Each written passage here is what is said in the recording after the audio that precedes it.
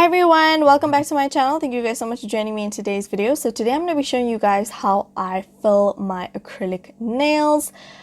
Now I'm going to go in with a cuticle pusher and just push back my cuticles. This is the first thing I like to start off with. I just feel like it's easier for me personally. Just pushing away all my cuticles, or pushing it back rather. And the set I have on right now is baby blue acrylic with these beautiful duochrome, I can't speak, these beautiful duochrome stars inlaid into the actual acrylic, so it gives it a really nice 3D dimensional effect. And then I'm going to go in with this coarse sanding band with my electric file, and I'm just going to go ahead and basically just remove the shiny surface of the acrylic nail. I did use UV glaze on these acrylics. There's no gelish over top, like I said, it's just acrylic. And so you want to buff away that shiny surface area so that we can do a fill and file everything down nice and smooth. I'm going to take my time, really get into the cuticle, really take my time and buff away that shiny surface area. I find UV glaze is a little bit more trickier than actual gelish. You really need to buff it away because it can look like it's buffed away, but sometimes if you wipe the nail with your hand, it can still have product on the nail, if that makes any sense. It's not like rubbery based like gelish is, or like flexible based like gelish is. It's more like glass based, if that makes any sense. So I'm really going to take my time, just go ahead and get all that glaze off. And also, while I'm doing this, I'm really going to go into the cuticle area and just sort of use the nail file at an angle to take away any of the acrylic that is lifted. I rarely get any lifting because I'm really pedantic about the prep, but yeah, I'm gonna go ahead and whatever product is lifted, I am going to take that off in this process.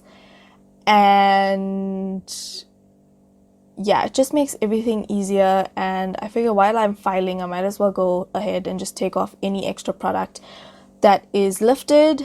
And yeah, I generally get lifting like right at the itty bitty corners of the nail, and so I quickly sort that out with a nail file. Now you guys can manually go in and file the nail, but I've become accustomed to using electric files because I used to suffer, you guys. I used to have to do so much of filing because I wasn't good at actually building the nail. So I would do so much of filing on my left hand, and by the time I needed to do my right hand, I was already exhausted. Honestly, it was a hot mess. So if you're going to use an electric file, do exercise caution because you can cut your cuticles and really injure yourself if you are not careful. I got this nail file off of the Professional Nail and Beauty Supply, I believe.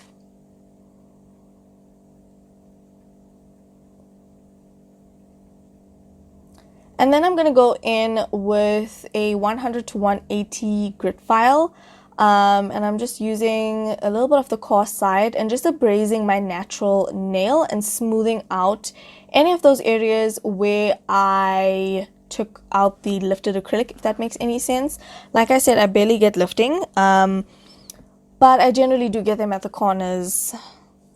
I don't know, that's just how it happens. It's not a lot, it's just like a little itty bitty tiny bit. And so I'm just sort of abrasing the nail so that the new acrylic can stick to the nail. Next, I'm going to go in with nail polish remover. This is actually acetone in a sorbet bottle because the pump is really good, you guys. And so I'm going to take the acetone and just wipe away all of the dust and sort of also dehydrate the nail. And then I'm going to go in with this Acrylic Nail System Nail Prep acid-free base, or non-acid primer rather. I'm literally just gonna put this on my natural nails. I don't know why, you guys, but I feel like the growth on my right hand is completely different to my left hand. Like there is more full space on my right hand than my left, which doesn't even make sense. Like, does that make sense? I don't know. Okay, so let's go into filling. So I'm gonna pick up a small bit of acrylic. I am dipping my brush into the acrylic and then into the powder, picking up a small bead, and then I am placing it right where the previous acrylic was. And then I'm going to push the acrylic into the cuticle, not touching the cuticle, but pushing it up to the cuticle, if that makes sense. And then I'm just going to tidy up the sides. And once I have that done, I'm going to drag the product down the nail,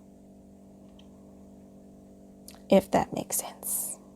Also, I'm trying not to cover the stars because I still want that to peek through after I'm done with the fill, if that makes sense. We're literally just filling at the back of the nail. I'm just making sure there's enough product and the product is nicely patted and smooth. And then I'm going to move on to the next bead. Oh, sorry, I'm picking up more liquid to kind of smooth down that previous bead. Just kind of analyzing the nail, taking my time. I'm going to go in with another bead of acrylic.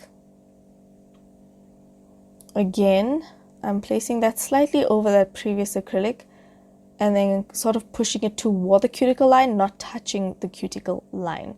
Just sort of placing it all along the cuticle, making sure it's pretty neat, making sure it's all covered, especially the exposed natural nail.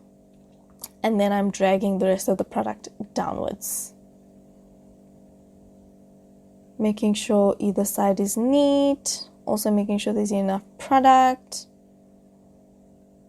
You also want to make sure you keep that apex. Now the apex is the back third of the nail and it needs to be almost like the thickest part of the nail because that is what keeps the strength in the nail. Generally when your nail breaks, that is the stress point.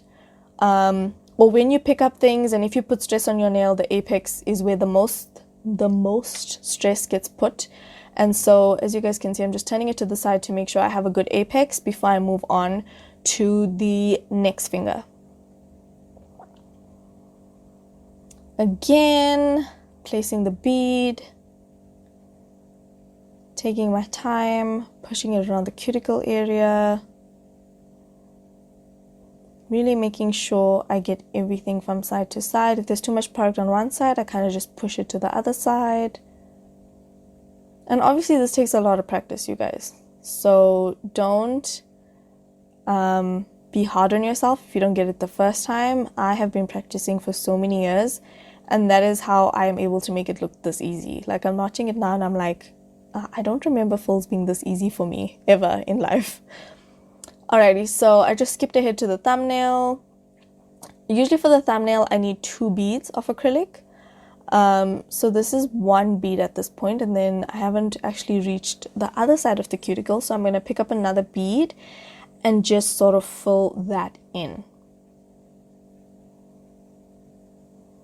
You can actually control the size of your bead based on how long your brush is in the acrylic powder, if that makes sense. So you put your brush in the monomer, which is the liquid, and then you dip your brush into the powder, and depending on how long your brush stays in the powder, it will determine how big your bead is. I hope that makes sense.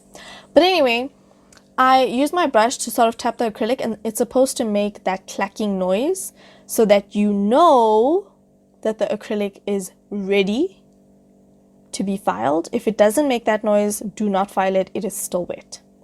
So I kind of just went ahead and filed the thumbnail. I was out of frame, so I was like, let me just leave it out. I start off my filing routine with filing the side walls. as well as the free edge. I noticed the free edge and the side walls sort of get a little bit dulled down as the nail grows out and as you do daily activities and all that stuff.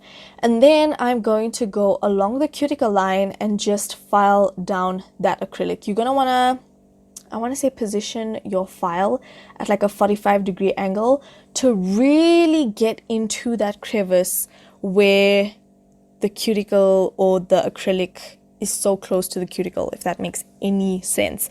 It's trial and error, but the more you practice, the more you will get it. I used to get so much of lifting because I could never get the cuticle area as smooth as I can get it now.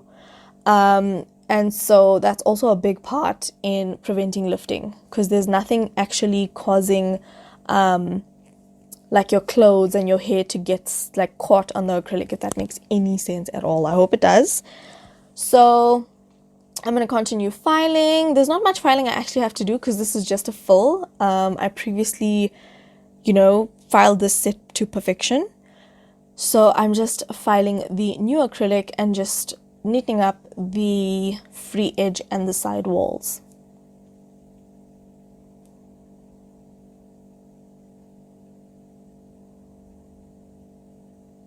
As you can see, I am going right around the cuticle area, and then I'm going to go in with a white block and just smooth out the new acrylic with the old acrylic, making sure all those fine lines that you can sort of get in the acrylic sometimes are really nice and smoothed out.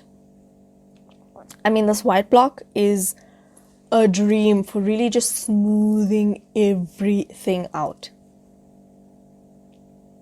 Next, I'm going to go in with some acetone, and I'm going to use this to just take away all that dust and also slightly melt the top layer and prep the nails for the beautiful top coat we are about to put on. So I really like the nails by itself with the stars and all that jazz, but I wanted to kind of change it up and put like this beautiful teal sort of light chrome on top. So I'm going to go in with my Nail Art Boss top coat, and I am going to coat all of my nails. This is a gel based top coat, and then I'm going to bake that for 60 seconds. Yes, I did upgrade to another UV lamp because I started doing other people's nails and the smaller lamp was just not big enough anymore and it was taking a lot more time to bake the gelish. I'm going to go in with this beautiful chrome that I found at one of these random nail shops. You know those random shops that are like not commercial but you find them locally and all that stuff. And I'm going to be taking an eyeshadow applicator sponge and just sort of rubbing this chrome in. Yeah, the head of this eyeshadow applicator sponge was actually quite loose, so I kept having to like push it back. I was too lazy to fetch another one, you guys, honestly. But you guys probably can't even tell it like on camera, but this chrome is so beautiful. It is so beautiful and blue, and it also has a little bit of pink in it when you look at it in different lights. It is just color changing, color shifting amazingness. So once it is done, I'm going to dust off all the excess powder. And then I'm going to go in with this Professional Nail and Beauty Supply nail glaze, or what is it called? Glaze? Yeah, it's called glaze. And it's like a glass top coat, the same top coat I had initially. And yeah, I just let it bake and this is what it looks like. I also try to get the shade shifting properties of the nails, and that is it for this nail tutorial. I hope you guys have enjoyed. Don't forget to keep practicing and I'll talk to you in the next one. Bye.